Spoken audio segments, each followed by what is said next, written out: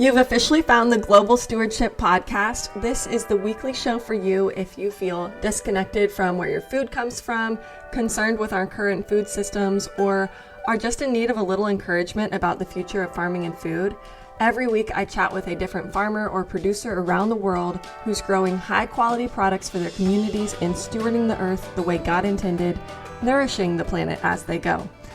Let's get real this week. I've been thinking about this a lot. Individualism. In the West, our default is privacy, independence. The US is listed actually as number 1 on the Individualism Index, which is a measure used by researchers to determine how where you live influences what you think about the role of the individual versus the group. Australia ranks 2nd. Great Britain and Canada are 3 and 4. These are happen to be the 4 largest listener-based countries for this show. So the reason I say this is because, in contrast, most countries in South America, Central America, Asia, Africa fall much lower on the list, and they value the group over the individual a lot of the time. In fact, collectivism happens to be the rule in our world, and individualism is the exception. It's no wonder that so many of us who are listening from these top 4 individualistic countries often feel super isolated and lonely.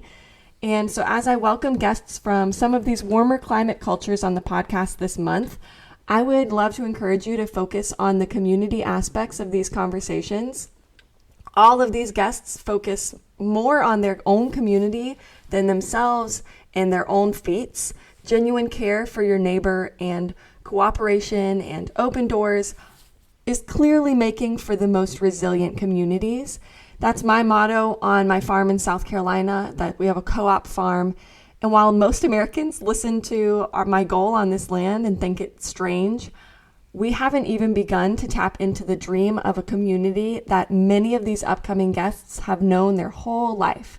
So it's just something to observe as you listen. There's a lot we can learn from it. Today, I'm joined by Adriko Negro Simon, a food producer in Uganda with quite an impressive resume, but more importantly, he's a passionate player in the Ugandan food system, advocating for more organic and regenerative practices and resources, teaching people along the way. Specifically, he teaches large communities of refugees. Uganda is one of the largest refugee hosting nations in the world with over 1.8 million refugees. So please join me in welcoming him.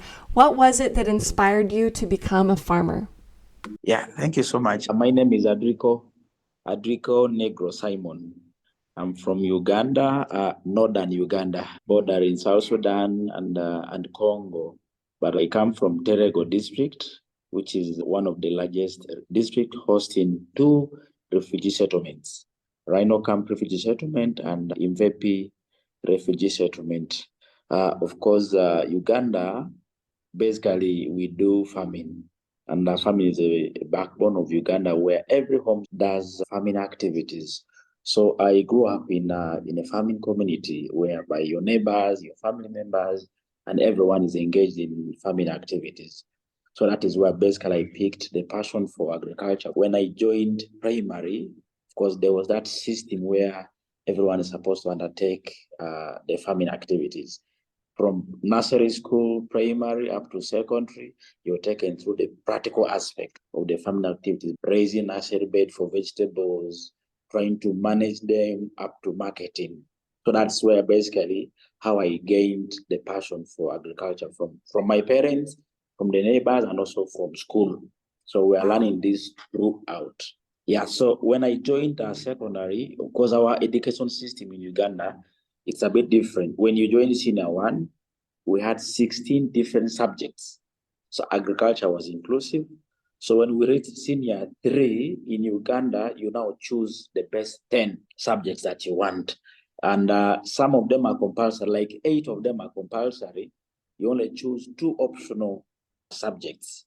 So I decided to choose agriculture and entrepreneurship as my optional subjects.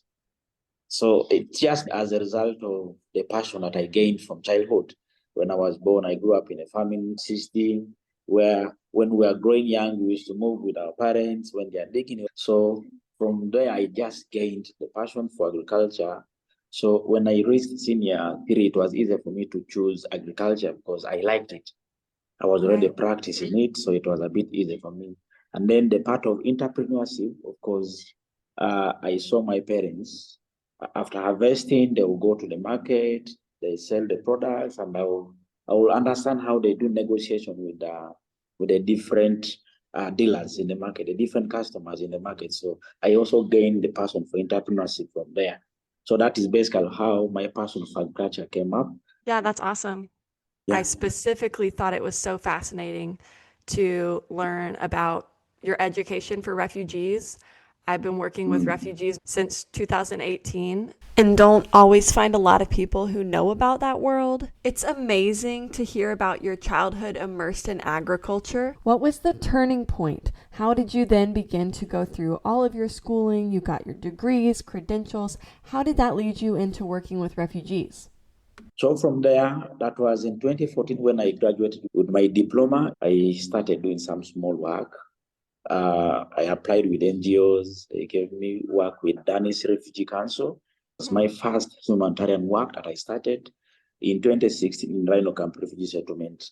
I was recruited as the livelihood assistant, whereby I was working directly with the different farmers, both the refugees and also the host community farmers. So I worked there for 3 years. And after I moved to World Vision, Uganda, handling things of environment. And there was an approach that was introduced. It's a farmer managed natural regeneration. So I was basically piloting that in the refugee settlement. So after that, I also moved on to Food for the Hungry, a US-based organization in Uganda, as the livelihood officer. I worked there for 2 years, and currently I work for Dan Church Aid as the production and marketing officer. So learning from experience and also understanding the concept in the settlement where farmers face a lot of challenges. There are a lot of things that farmers go through. So in 2018, there was a call from Access Agriculture for young entrepreneurs to apply. So I did apply. I presented my business plan, which was so nice, and they gave me the projector and the whole system, and I was trained how to use the projector and the rest of the things. So I now embarked on training farmers because I really had a passion for agriculture and learning the challenges that my parents, my neighbors, my community members were facing.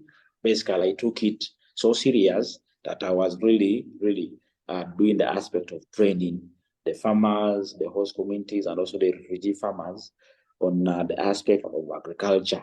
And as a result of that, I started a small business. It's a company that I started in Uganda in the refugee settlement where I now support them with certified seeds, organic seeds, and I also train them on how to manage this. I provide extension services for them and also do set demonstration sites like trials for the community members to learn. But my interest is basically on agroecology, sustainable agriculture, regenerative agriculture is what I currently do. Yeah. So basically, that is a brief about me. Yeah. I find it really fascinating that you were sharing how so many other people are raised in agriculture in Uganda. Yet, when you get to choose your studies, not everyone chooses agriculture. Are you Yeah. finding that fewer and fewer people want to continue farming? Yeah. The interest for farming is now moving up because of there are now a lot of challenges that the farmers are facing, and there is demand for agricultural extension services. When I joined my professional course, that was in 2011, there were very few people who wanted to do agriculture. The interest of the committee members or the interest of the youth were basically to be doctors, want to be a lawyer, want to be in those offices.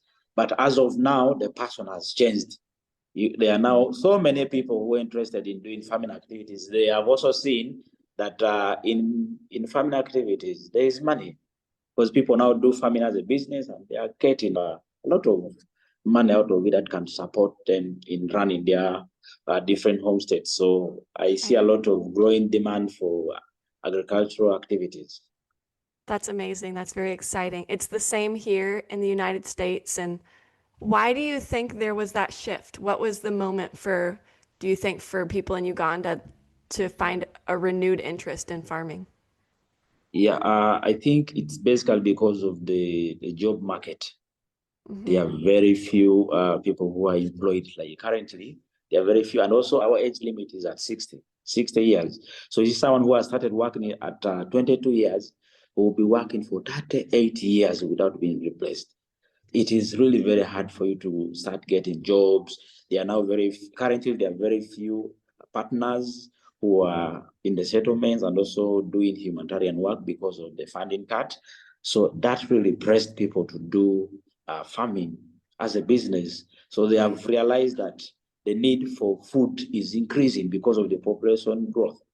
People are producing, there are people who are coming to Uganda, refugees are coming, the lands are not productive. So there are a lot of things that is really making agriculture to move to that level. It is basically because of the population pressure and also the job market. There are now very few people who are employed in the world market. So people really think of doing farming, which can give for you some support because there is really demand for food. Every day people eat. Yeah. Definitely. Uganda has some interesting systems where they actually let refugees grow their own food. And many of the places I've worked with refugees don't offer anything like that. So it's super unique. Can you talk a little bit more about what that looked like and what life looks like for them?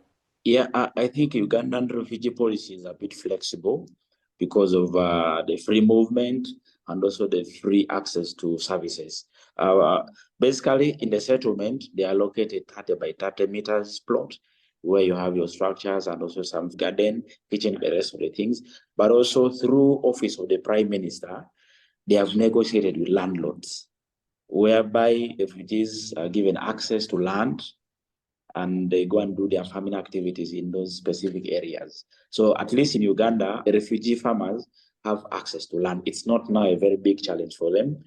And also through coexistence with the fellow host community member, when you have that good relationship with the host community members, they can actually offer for you land that you can do your production activities for free without really giving them some incentive to access the land. So that is basically the advantage with the refugee policy in Uganda. And also there is that free movement, which is move. You can be from a different district and also you move to another district where the land is a bit fertile and it's a bit favorable for you to do your production activities. So that is basically the advantage with Uganda refugee policy. Wow, that's interesting. Yeah. So do you find that a lot of the refugees already know how to grow their own food, or when you had this partnership with Access Agriculture to teach them on the projector, was this the first time for many of them to really learn these methods of growing? Yeah, there were very few people who knew how to do it. Very few, because we had partners who were doing different agricultural trainings, technical agricultural training, but there were very few farmers who had access to such trainings. But through Access Agriculture, it was now very easy for us to enroll. One key advantage with Access Agriculture videos is that you can download in your phone and then you share it with the farmers. They watch it at any time, at their convenient time. Yeah, so that is the advantage, and that was basically what I was doing in the community. When I moved to communities, I trained them. I also share these videos with them so that when they go home, it will be like a reference point for them. In case they have missed some other key points, they will check their phone and then also they will watch at their convenience. And also the advantage is that these videos are translated into their different languages, like in Lubarati, in Arabic, in Kakwa, different languages. So whereby it doesn't need you to explain further because it is in their language. And also the advantage is that these are real approaches or real practices that other fellow farmers are carrying out. Like if they bring a video from Somalia, when someone from Somalia is doing such a production, how about you in Uganda? What can't you do? At least we have favorable climate where you can do activities. So it's really a plus that when they see this being done by their fellow farmers, it gives them that credit to do more. That is That is really amazing. There's so many languages that are spoken there, so it's wonderful that it can be translated into several different Yeah, ones. And yeah, yeah, I can imagine that people coming from different growing regions come to yeah, Uganda where it's so much more lush and they don't know what they can do and what kind of growing there is at their fingertips. So that's really incredible. yeah, yeah, yeah. The farmers, the refugees that I was working with, they really impressed the technology that we are training them. An example was during the COVID-19 period, where there was limited movement of the goods, of people to different locations. So when I started training them on kitchen garden establishment, where they do the sack mounts, it really gave them a positive reaction because they were able to produce from the limited resources that they had. So it was really a very good positive impact on them. And also the aspect of the environment, the farmer managed natural regeneration, whereby farmers take initiative to manage their different trees that they have at the compound and also in the garden. During that time, their life really improved well because of the sack mount, the kitchen garden technologies that they learned from us when we were trying to show for them the different videos on how they can do a backyard gardening approach for nutritious production of food. Yeah. Why Mm. did you guys decide to teach them to grow in the sacks? Yeah, they were basically these sacks for food items, like 100 kilos, these 50 kilos of sack. Of course, they had access to this, but also it was more of circular economy, of reusing Hmm. the waste, because most people assume this is a waste for them. So when we teach them how to use this, it is more of a circular economy where they're supposed to reuse it to produce some food. So basically, our approach was to address aspect of the environment and also improve on the food production. Yeah. How did Yeah. they how did they get soil? Did they implement composting or what Yes. did that look like? Yes. We were training them on how to make compost, and also we're training them how to make some repellent and liquid manure and the rest of the things. So basically, the soil that they had, we use them and also we train them on how to make fertilizers and also how to make compost. Some of them have animals, they have chicken, they have goats, and the other kind of animals. So we're training them on how to use the waste from the animals to add value into their garden. So it was really a positive thing that we are doing with them. So actually, this really moved my intention of starting the other business that I told you about. So as Yes. of now, the business is operational and it is really working in the settlements where we set different demonstrations for them. Access agriculture. It gave me that interest to start. If I can do this, really, it can improve the life of the community members. So basically, that is what I did, and I wanted to name my business as Access Agro Solutions. But of course, Ugandan system. But before you register a business, you have to go to the system, the registration board, and you check. So when they tried to check in the system, there was a match to what I'd suggested. So they gave me a name called Deleba Agro Solution. Deleba means having luck. So I Hmm. took it positive. They gave me that name, Deleba, having luck. So I took it positive, and that is the business currently that I run in the That's really community. cool. Yeah. Yeah. That's amazing. So will you explain in more in depth what your current business does? So many farmers have started relying so much on synthetic fertilizers and materials that there's a lost knowledge. And so for Yeah. you to have that natural mindset is really incredible. Yeah.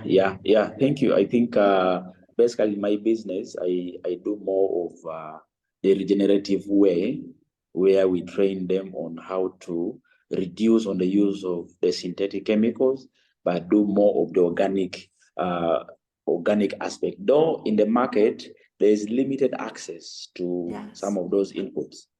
Yeah, there's limited access to some of those inputs, but we had linkages with some few dealers who are dealing in the production of the organic product. So they supply me with some of these things, but basically my interest is to do extension services in the community, which I currently do. I have set demonstration sites for regenerative agriculture, where you're supposed to do zero tillage, but you do intercropping and you do complete mulching of the field. So basically, my interest is to do more of the extension services to the farmers that are in the community, and also we do sensitize them on the dangers of using synthetic fertilizers, which will really affect them in the future. So basically, that is what my business is all about. It's a registered company now in Uganda, and we are doing operations within the settlements in West Nile. It is basically from my savings that I started doing this. I have one motorcycle that basically supports me in moving to the communities to set these demonstrations with them. Wow. Yeah. What do you think is the biggest issue for farmers in Northern Uganda right now? Yeah, I think right now the biggest challenge is on the access to inputs, which is very, very key. In the market right now, there are too many companies that are distributing synthetic chemicals, fertilizers, and also some of these hybrid seeds to the farmers. So it's really a very big challenge that we have limited access to these organic products.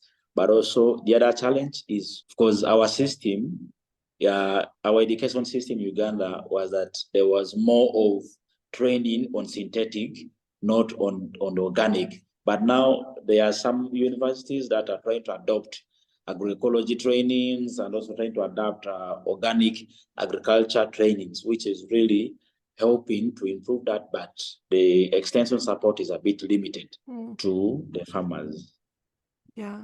Where do you think all of these synthetic material companies are coming from? Are they all started in Uganda? Are they coming from other countries? They are coming from outside Uganda, but also they have tried to connect now within Uganda with the different agro input dealers and also some companies within. They have now intensified distributing inputs, and also they do demonstration, by the way. If you check their demonstration sites, you will see good result. You see the harvest, you say, wow, this is some good harvest. But of course, they do that to market their product. So if we can also do our own organic products, we set demonstrations, we do radio talk shows, that will really help us to change the mind of the farmers. I know with time, this will help us to transform their mindset from synthetic to organic product. Definitely. They do the same thing here. The genetically modified seed companies and pesticide companies. It's actually required for growers to post signs to advertise for them in many states. And they get basically free advertising.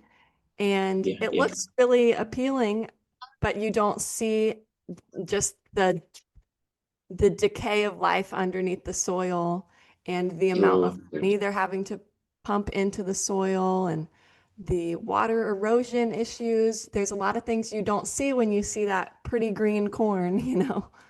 Yeah, true. It's the same thing actually. This side, when you see their adverts, the way they can rebrand their product, you say, wow, it's really in the market. They do television adverts, they do radio adverts.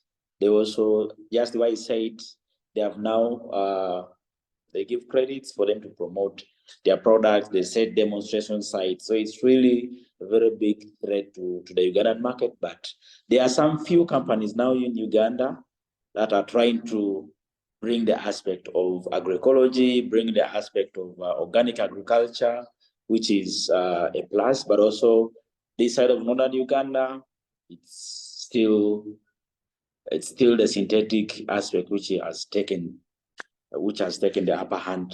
Yeah.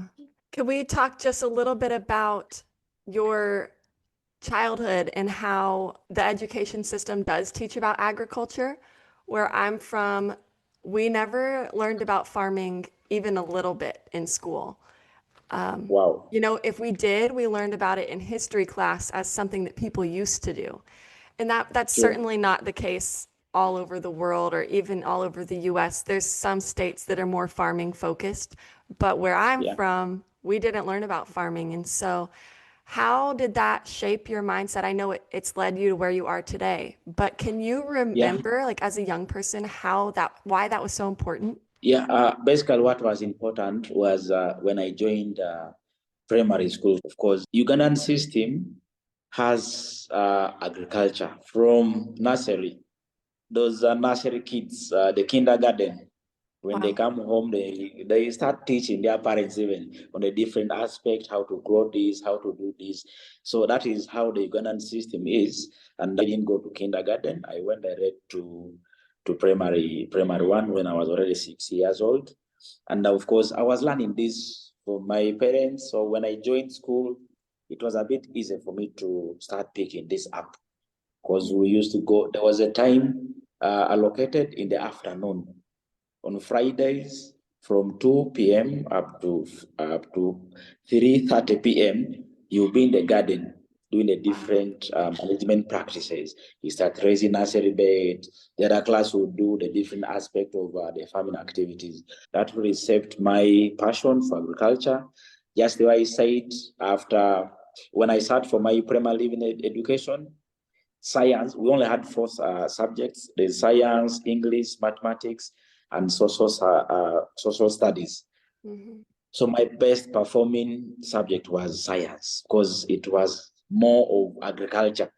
Basically, the whole thing was on agriculture, the anatomy, and basically things to do with sciences. So there were clubs at my school in Koboko. So it was easy for me to join some of those clubs. There was the club for agriculture, there was the environment club, there were different clubs at the secondary school. So I joined two clubs, agriculture club, and I joined the environment club when I joined the senior one. So I was part of those clubs up to senior four.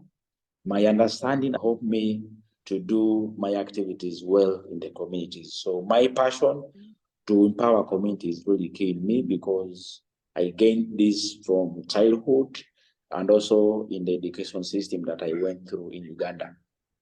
Yeah, so Yeah. that is basically. Amazing.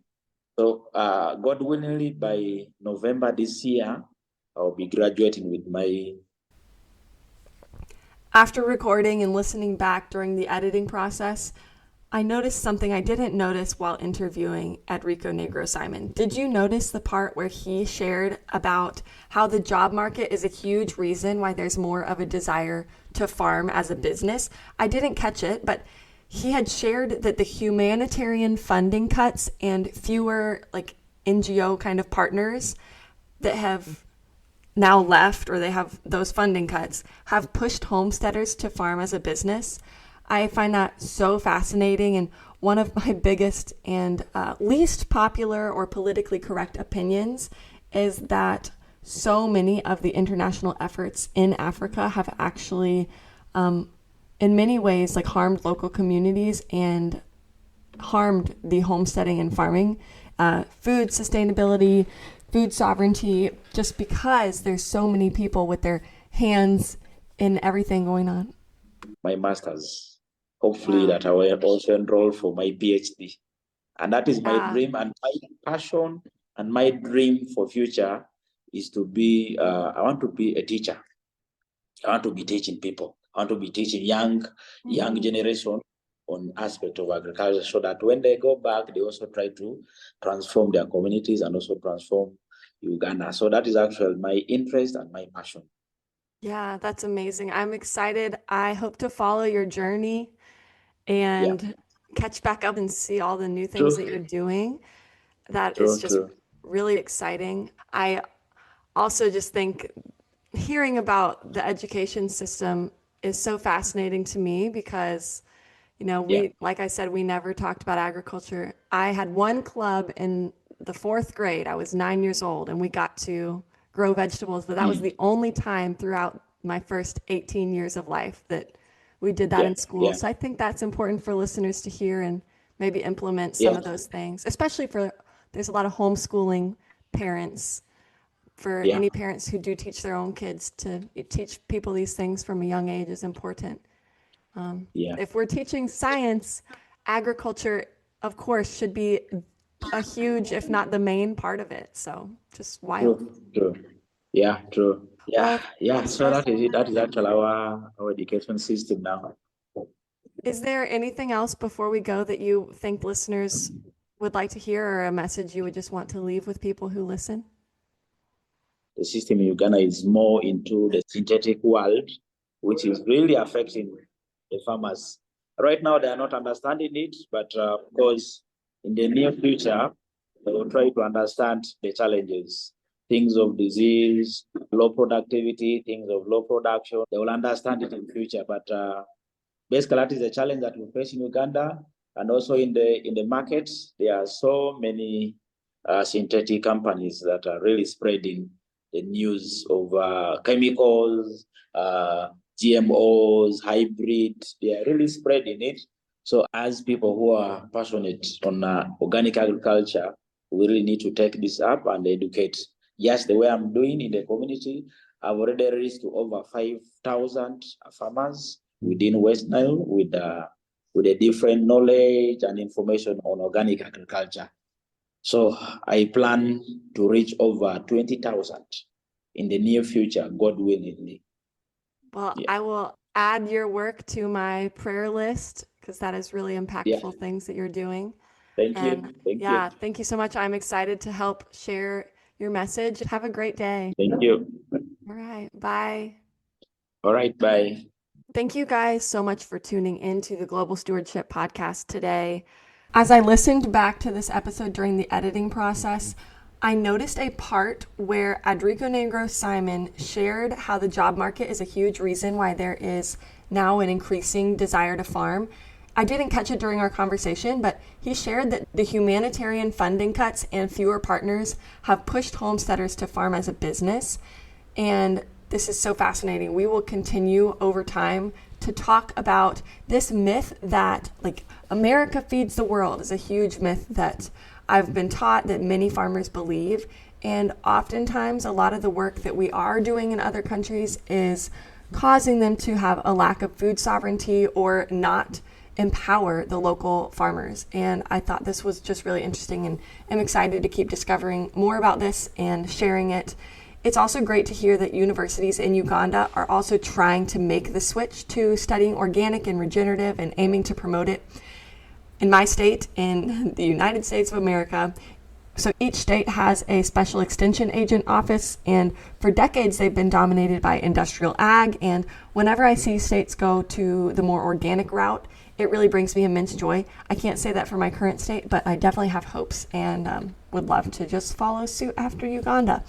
Our conversation reminded me of a book that I once read. It was called Seeds of Destruction, and how big companies infiltrate countries and make them reliant on their products and then take over the market in almost a bioterrorism kind of way. To me, it's actually a huge red flag that foreign countries have and continue to funnel harmful chemicals into countries masked behind what they call feeding the world or improving local food systems. And I think we know enough at this point, it is 2025, to know that they are harming the environment, human health, and local farming economies.